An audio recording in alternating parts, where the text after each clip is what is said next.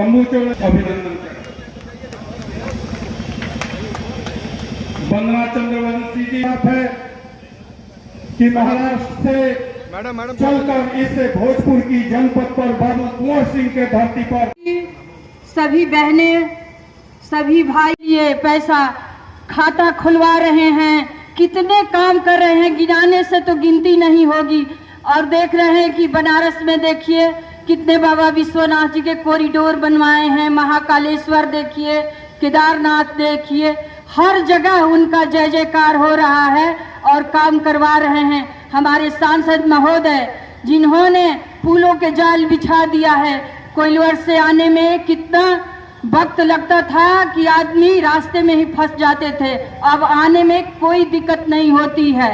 हर जगह बिजली पानी हर चीज का व्यवस्था है। और मैं यही कहना चाहूंगी कि हमारे प्रधानमंत्री जी को फिर से इस 2023 में भारी से भारी मतों से सभी लोग मिलकर जिताएं और फिर से एक बार प्रधानमंत्री बनाएं उनको। जय हिंद, जय भारत। महीने तक चलने वाला महान जनसंपर्क अभियान एक ही उद्देश्य है कि विगत 9 वर्षों में देश के यशस्वी प्रधानमंत्री जी ने जो विकास कार्य किया है उसको आप सभी को अवगत कराना है। बहनों एवं भाइयों, आप सभी लोग हमारे नेता आदरणीय विनोद तावेड़कर जी की बातों को सुनना चाहते हैं। तावेड़कर जी विस्तार से मोदी जी की सरकार के द्वारा विगत 9 वर्षों में जो विकास किया गया है उसकी चर्चा करेंगे। बहनों एवं भाइयों, मैं आप सभी एवं तावेड़कर साहब के बीच दीवार नहीं बनना चाहती, बल्कि मैं भी आपके साथ उनकी बातों को सुनना चाहती हूँ। अतएव सिर्फ 2 मिनट में अपनी बात को खत्म करूंगी। बहनों एवं भाइयों, मोदी जी ने विगत 9 वर्षों में जो विकास काम किया है, अगर उसकी चर्चा की जाए तो समय कम पड़ जाएगा। अगर हम गौर से देखें तो कोई ऐसा क्षेत्र नहीं, चाहे वह सड़क हो, बिजली हो, शिक्षा हो, स्वास्थ्य हो, शुद्ध पेयजल हो, आवागमन हो, जिसका भी विकास नहीं हुआ हो। कोई भी ऐसा विकास का क्षेत्र नहीं है। माननीय प्रधानमंत्री जी ने विगत 9 वर्षों में समाज के हर तबके के लोगों को विकास का काम दिया है।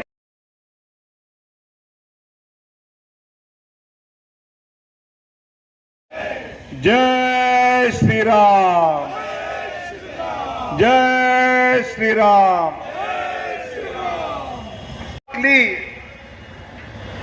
तो आज भी मुझे उनका पहला वाक्य याद है। उन्होंने कहा था, मैं इस देश का प्रधान सेवक हूं। और ये प्रधान सेवक सिर्फ कहने के लिए नहीं, आगे 9 साल हमने देखा कि प्रधानमंत्री नरेंद्र दामोदर दास मोदी जी ने पिछले 9 साल में एक भी छुट्टी न लेते हुए इस देश की जनता के लिए, गरीब आदमी के लिए अपना हर दिन का हर घंटा समर्पित किया। साथ दिवाली होती है, हम त्योहार मनाते हैं, अपने परिवार के साथ मिठाई खाते हैं, लोगों को मिलते हैं। और उस दिवाली के दिन प्रधानमंत्री नरेंद्र मोदी जी सीमा पर जवानों के साथ दिवाली मनाते हैं। ऐसा प्रधानमंत्री देश ने कभी नहीं देखा। जब इस देश के प्रधानमंत्री जी को ध्यान में आता है कि कहीं उड़ीसा में रेल का हादसा हुआ है, तो दिल्ली में बैठकर सूचना नहीं देते, स्वयं खुद उस हादसे के जगह पर पहुंचकर वहां काम करने वाले डॉक्टर हो, रेल कर्मचारी हो, उनके साथ सब सुनकर उनको मार्गदर्शन करते हैं। वहां जमीन पर पहुंचने वाले ये प्रधानमंत्री हैं। पिछले 9 साल इस पूरे देश में हो या आपके आरा लोकसभा चुनाव क्षेत्र में आपके यहाँ के सांसद और केंद्रीय मंत्री आर.के. सिंह जी हो, कामों की सूची तो इतनी लंबी है। मतलब ये काम पिछले 9 साल में हुए या 90 साल में हुए, इस प्रकार का प्रश्न जिन्हें मन में खड़ा हो सकता है। कभी तो 15-20 साल पहले मैं भी पटना से आ रहा था और कितने घंटे सड़क में ट्रैफिक जाम में मेरे जाते थे। आज जो बातचीत कर रहा था, जब वहां पर फ्लाईओवर बना है, पुल बना है, तो शादी के लिए लोग निकलते थे तो मुहूर्त हो जाता था, उसके बाद 2 दिन बाद पहुंचते थे। ये दुर्भाग्य आरा के उस समय के वधूवरों को था। अभी कोई नौजवान शादी करना चाहता है तो समय पे पहुंच सकता है, समय पे शादी के मोड़ पर अपना संसार गृहस्थ जीवन शुरू कर सकता है। कि ये बातें पहले क्यों नहीं कर पाए? लोकसभा की अध्यक्ष मीरा कुमारी जी यहां से सांसद रही है, सासाराम से रही है। आज मैं भोजपुर चैम्बर ऑफ कॉमर्स और इंडस्ट्रीज के लोगों से मिला, वो कहते थे हमको तो ये लगता था सांसद मतलब चुनकर देना और उसने दिल्ली में बैठना, काम करने वाले तो विधायक होते हैं। ये पहला सांसद ऐसे मिला जो सिर्फ दिल्ली में नहीं बैठता है, तो अपने आरा लोकसभा चुनाव क्षेत्र में भी आर.के. सिंह साहब काम करते हुए नजर आते हैं। अगर ऐसे काम करने वाला सांसद मिले तो आरा वालों को चाहिए कि नहीं चाहिए? जब ये काम आम जनता के लिए है। मंत्री तो कई होते हैं, मंत्री होने के बाद लोगों के काम कम और खुद के रिश्तेदारों के काम ज्यादा होते हैं। लेकिन आर.के. सिंह साहब ने अगर CSR का कई खर्चा किया होगा तो आरा के यहां आसपास जनता के लिए कई काम किए, उसकी सूची अभी मुझे मिली है। साहब ये आसान नहीं होता है। मैंने स्वयं नजदीक से आदरणीय नरेंद्र मोदी जी का काम देखा है। दिल्ली में राष्ट्रीय महामंत्री के नाते उनके साथ बैठक में जाता हूं, देखता हूं, हर चीज बारकाई से योजनाबद्ध तरीके से करते हैं। जब उन्होंने देखा कि इस देश के गरीब को घर नहीं है, तो इस देश के गरीब व्यक्ति को घर देने का काम अगर किसी का है तो इस देश की सरकार का है, प्रधानमंत्री का है। 3.5 करोड़ गरीब परिवारों को घर देने का काम पिछले 5 साल में मोदी जी ने पूरा किया। और मैं कई बार कहता हूं, ये जो घर बनता है तो ये घर बनाने में मजदूर लगते हैं, ये घर बनाने में लोहा लगता है, सीमेंट लगता है, ईंटें लगती है, रेत लगती है, इंजीनियर लगते हैं। इतने सब लोगों को काम मिलता है। 3.5 करोड़ लोगों तक सीमित नहीं होता है, 20 करोड़ लोगों को इसका लाभ होता है। मोदी जी को क्या दिया, 2009-10 के चुनाव में क्या किया, 15 के चुनाव में क्या किया, कौन किसको कितने बार मिला, खुली उसकी इंक्वायरी करा लो, आपको पता चलेगा कि ये पुल क्यों गिर रहे हैं। ये यहां जो आरा में पुल बना है, कितने सालों से चर्चा चल रही थी, लेकिन यहां जब काम शुरू किया आर.के. सिंह साहब ने तो 2.5 साल में पुल पूरा किया कि नहीं? आप उसका उपयोग कर रहे हैं कि नहीं? तो मुझे लगता है कि जो बात हम कहते हैं वो करते हैं। भले कांग्रेस के राहुल गांधी और कांग्रेस के नेता कहे, ये नरेंद्र मोदी और भाजपा वाले ऐसे हैं कि ये कहते हैं मंदिर वही बनाएंगे, तारीख नहीं बताएंगे। राहुल गांधी और कांग्रेस के नेता तारीख लिख लो। अमित शाह जी ने बोल दिया है 14 जनवरी 2024 को राम मंदिर का उद्घाटन होगा।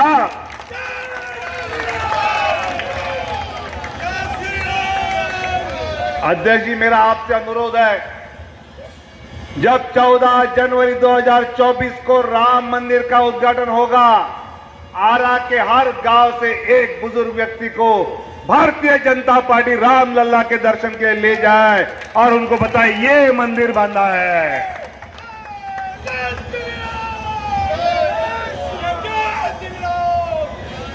साहब मेरा आपसे अनुरोध यह है कि सिर्फ आपने जय जयकार करने से होगा नहीं। आप अपने घर जाओ, गांव जाओ, गली जाओ, मोहल्ले जाओ और वहां पर जाकर प्रधानमंत्री मोदी जी ने क्या किया इसकी जो जानकारी है उसको देने का काम करो और गलतफहमी फैलाने वालों को कहो कि आपकी झूठी बातों में हम आएंगे नहीं। हम अगर असली काम देखा है तो असली काम करने वाले के साथ आगे रहेंगे। ये बताने का काम आप सब मिलकर आपके गांव मोहल्ले में करें, ये आपसे अनुरोध करता हूं और मैंने वाणी को विराम देता हूं। अखिलेश यादव को लेंगे, कहीं चौटाला लेने का प्रयास होगा। ऐसे 23, 24, 25 पार्टियों को साथ लेकर सोच रहे हैं कि हम साथ आकर मोदी जी का मुकाबला करेंगे। अब साथ आने की एक तिथि तय हुई 12 तारीख। राहुल गांधी बोले मुझे 12 तो नहीं जमेगा। ममता दीदी बोली 12 छोड़ के मुझे कोई और नहीं जमेगा। अखिलेश बोला ममता दीदी नहीं बोल रही है, राहुल नहीं बोल रहा है, तो मैं काय को आऊं। अगर ये एक मीटिंग की तारीख तय नहीं कर सकते हैं तो नीतीश जी आप सबको साथ लेकर चलने का सपना क्यों देख रहे हो? संभव है क्या? अरे जो मीटिंग की एक तिथि साथ आकर तय नहीं कर सकते हैं, क्या वो उम्मीदवार तय करेंगे? आरा में अगर सबका मिलकर उम्मीदवार देना है, संभव है। ममता दीदी कहती है बंगाल में कांग्रेस मेरे को सपोर्ट करे, नीतीश जी और लालू जी कहते हैं बिहार में कांग्रेस हमको समर्थन करे, उत्तर प्रदेश में अखिलेश यादव कहते हैं कांग्रेस हमको समर्थन करे।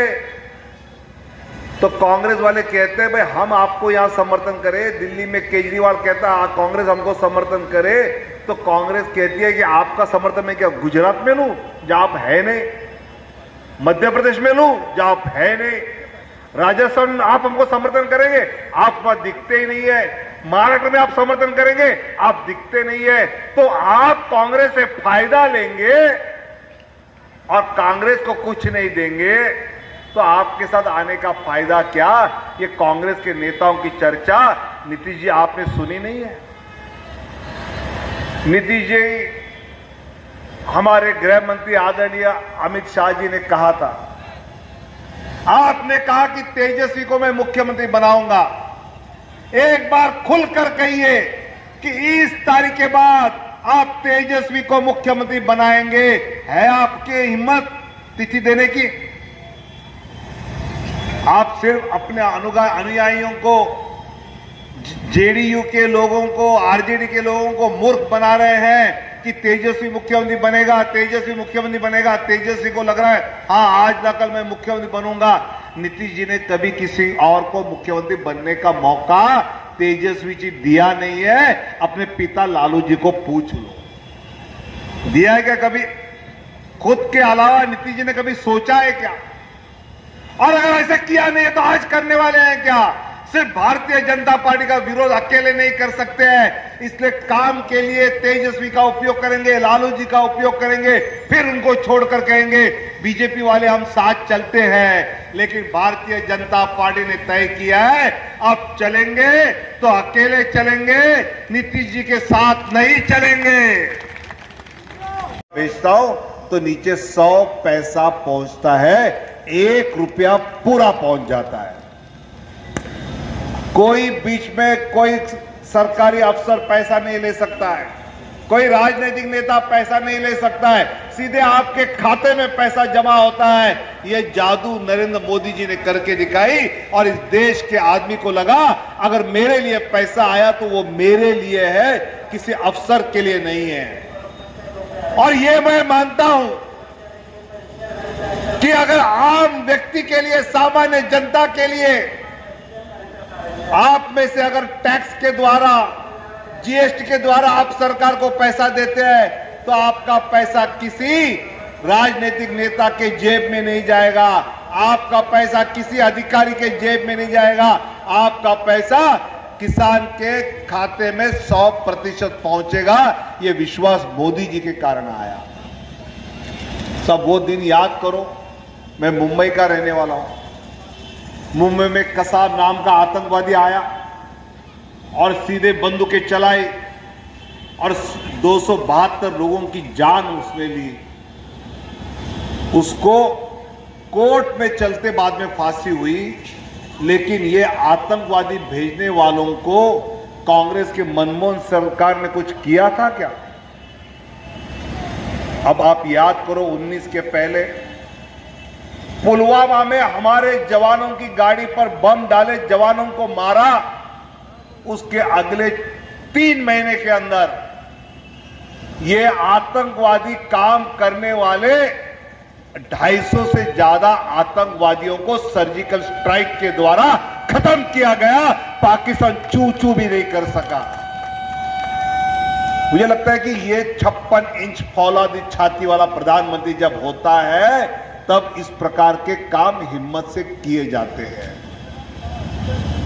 और ये सब जो बातें हो रही है कि प्रधानमंत्री आवास हो या कोरोना के डोज हो या उज्ज्वला योजना का गैस हो, आयुष्मान भारत का योजना हो या अटल पेंशन की बात हो, ये सब जो काम हो रहे हैं, ये काम आपके कारण हो रहे हैं, इस देश की जनता के कारण हो रहे हैं।